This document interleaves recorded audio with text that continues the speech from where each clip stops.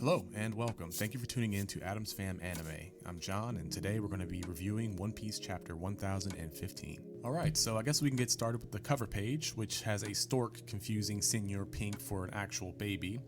It's a pretty clever cover page, but I think it'd be a lot better, or a lot funnier rather, if the stork was struggling to carry Senor Pink.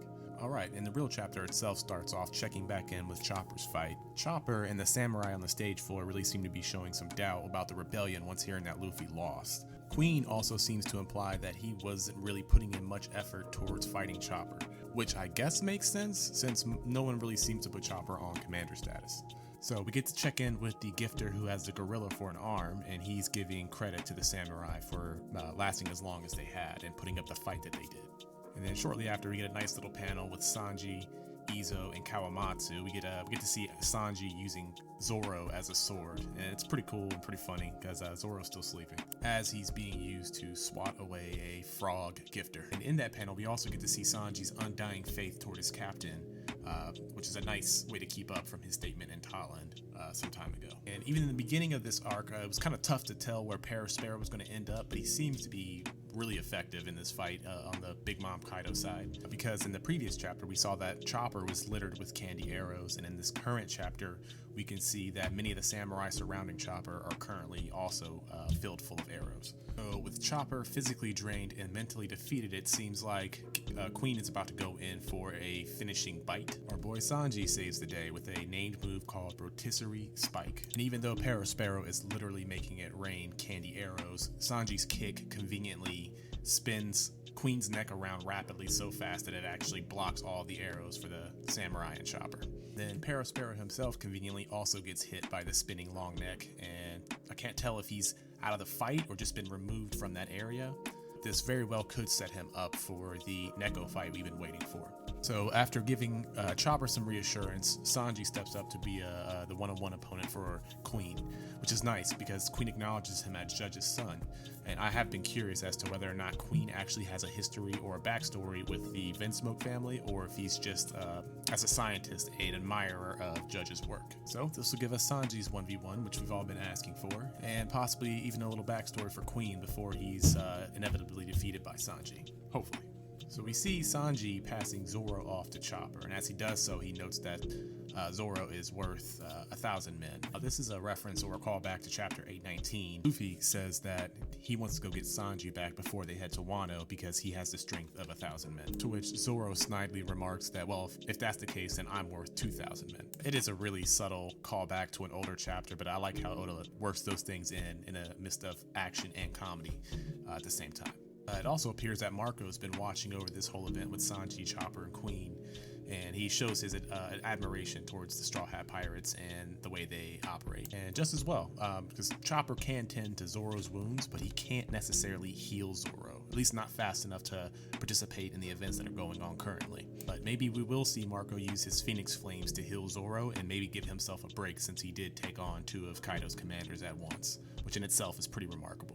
We didn't really get a chance to see where King was in all this action, but it would be nice to see maybe Zoro healed up, or maybe even a partially healed Zoro going up against King. I think that would really satisfy the One Piece community, because we've been asking for the Sanji Queen and Zoro King matchup since the beginning of the Wano Kuni arc.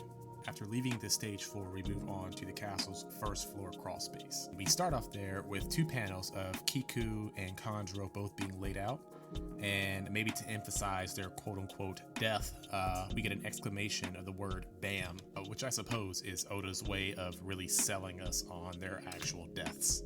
But immediately after that, we get a really well-drawn panel of Kinemon and Kaido, and it would appear that Kinemon did not take that blow from Kaido in the last chapter very well at all. Kaido glances down at Kinemon, and in the panels immediately following that, we get to see a flashback of how Kinemon and Momo originally came to their agreements about pretending to be father and son. And I'm sure once it's animated in the anime, it'll probably generate some kind of feels, but it doesn't really seem like these are necessarily death flags for Kinemon yet. It is immediately followed with Kaido taking that sword out and stabbing Kinemon through the back and straight into the ground. And again, with One Piece, this doesn't necessarily translate to death, but it does seem like Kinemon at least is going to be out of the fight for quite a while. He's laid out and in a pool of blood, as it seems. And so then we cut to Momo and Shinobu fleeing from the Kaido and Kinemon fight, and it appears that Momo has snatched up one of those frog Marys, and Shinobu spots it and then asks Momo why he has it. He responds that he needs to tell them. We are then treated to a flashback of Momo responding to a voice, which we weren't elaborated on, but now it seems that it was actually Luffy telling Momo that he's pretty much going to bounce back. So Momo relays that message and then gives a short inspirational speech to anyone listening, which kind of shows off his leadership skills, or at least his budding leadership skills as we see it. And to be honest, I'm not 100% sure on exactly what this is, if it's some kind of telepathy or something linked to the voice of all things. It seems very odd and plot convenient that Luffy can now consciously communicate with people while he's unconscious. So I'm hoping that maybe within the next chapter or two we get some kind of exposition on how that's possible, whether it's some kind of rare ability, or if it's just something with people with Conqueror's Haki could do, or if it's something related to users of the voice of all things. It can't just be specifically between users of the voice of all things, because some of Law's crew can clearly hear Luffy while he's underwater. Anyway, we see a reaction page showing most of the big players reacting to this statement and the morale boost it offers to some of the random samurai throughout the rebellion. We also get to see King here, but it doesn't quite give us enough information in his panel as to where he's located or what he's doing, so I hope we get some elaboration on that soon. Then we move on to Shinobu and Momo being confronted by Kaido. He winds up to knock their heads off their shoulders just before Shinobu uses her ripe fruit to crumble the ground beneath them and send them falling to who knows where. We then see a somewhat shocked reaction from Kaido, but it isn't really clear if he's shocked at Shinobu's action or if he's seen something that we're going to be seeing in an upcoming chapter, like possibly Momo transforming into a dragon to save himself and Shinobu. There's no way for us to know at the moment, but it most certainly would fit his character growth in the past few chapters.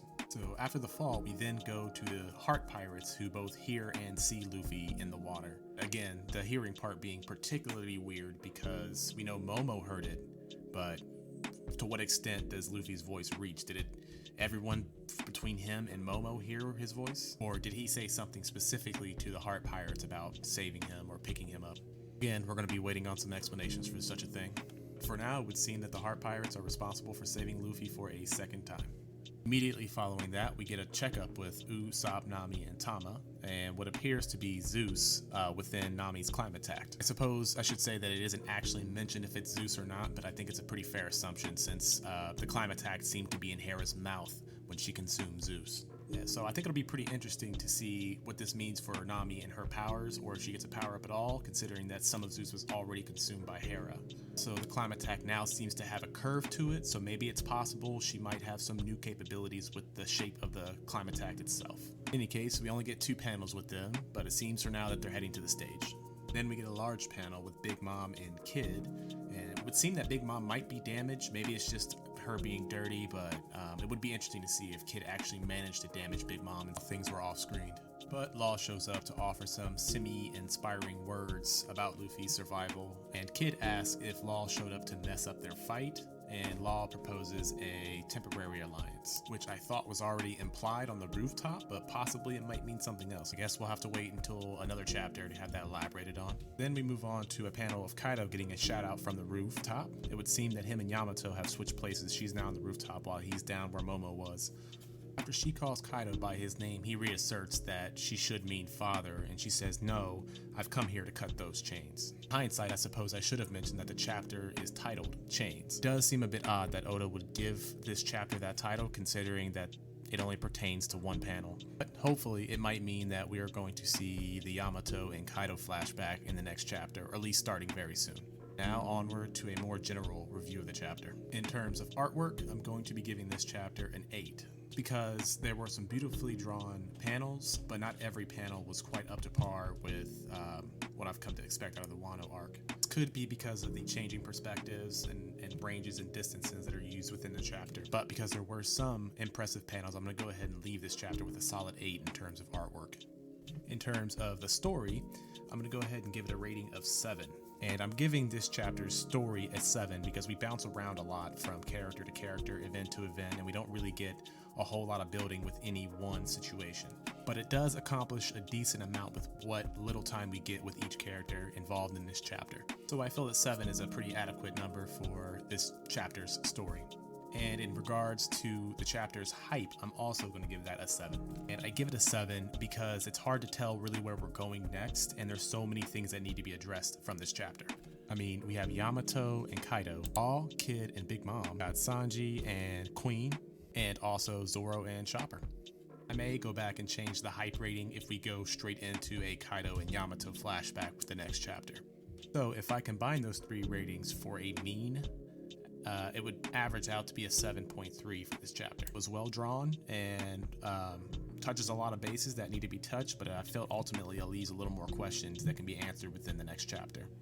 So that's my review on One Piece chapter 1015. My name is John from Adam's Fam Anime. Thank you guys for tuning in, and I'll catch you guys in the next video.